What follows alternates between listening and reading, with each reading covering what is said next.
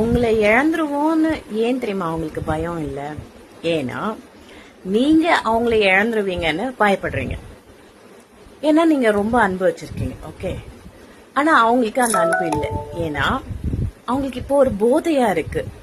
நம்ம பின்னாடி ஒரு பொண்ணு ஒரு பையன் சேஸ் பண்றாங்க, நம்மள பின்னாடி ஒருத்தங்க சுத்துறாங்க, நம்ம பின்னாடி ஒருத்தங்க ரொம்ப கிரேசியா பைத்தியம் மாதிரி இருந்து நம்மள ரொம்ப லவ் பண்றாங்க, அஃபெக்ஷனை கொடுக்கறாங்க சொல்லிட்டு அவங்களுக்கு வந்து ஒரு போதை. அப்படின்னா அவங்க கெட்டவங்களா நீங்க நினைக்கலாம். இல்ல, இப்போ உங்க லைஃப்ல யாராவது எனக்கு நீ தான் லைஃப், நீ இல்லாம என்னால வாழ முடியாது, எனக்கு டெய்லியும் நீ டெக்ஸ்ட் பண்ணு, கால் பண்ணி பேசு, எங்க இருக்க, என்ன பண்ற அப்படின்னு கேக்குறாங்க தெரியுமா?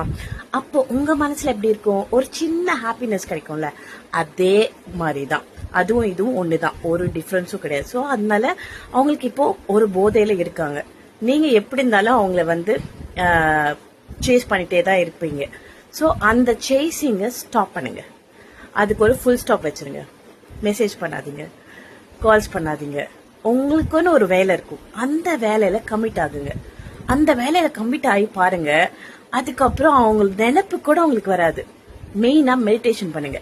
மெடிடேஷன்ல வந்து morning meditation, afternoon meditation, evening cleaning, night prayer, இதெல்லாம் பண்ணிட்டு உங்க ஒர்க்கும் பாருங்களேன். அந்த சேசிங் இருக்குல்ல, அது ஸ்டாப் ஆயிடும். அப்போதான் அவங்களுக்கு உங்களோட ஒரு எப்படி சொல்ற, அந்த போதையில இருந்து அவங்களால யோசிக்க தன்மையை வந்து நம்ம கொடுக்கலாம். நீங்க சேஸ் பண்ணிட்டே இருந்தீங்கன்னு வச்சுக்கோங்களேன், அவங்களுக்கு ஒரு வெறுப்பு வந்துடும். சே, இவ என்னடா அது நம்மள டார்ச்சர் பண்றா, நம்மளுக்கு மெசேஜ் அனுப்பிச்சுட்டே இருக்கா, நம்மளுக்கு கால் பண்ணிட்டு டிஸ்டர்ப் பண்றா, நம்மள வந்து சும்மா நம்ம தொந்தரவு பண்ணிட்டே இருக்கா அப்படின்னு நம்ம வந்து சொல்லிடுவாங்க. அதுல ரிசல்ட் உங்களுக்கு என்ன கிடைக்கும்? Just ignore. அது உங்களுக்கு தேவையா? வேண்டாம். நீங்க எல்லாத்தையும் ஸ்டாப் பண்ணிட்டீங்கன்னா அந்த இக்னோர்ல இருந்து நீங்க சேஃபா உள்ளயும் போக தேவையில்ல, வெளியும் வர தேவையில்ல.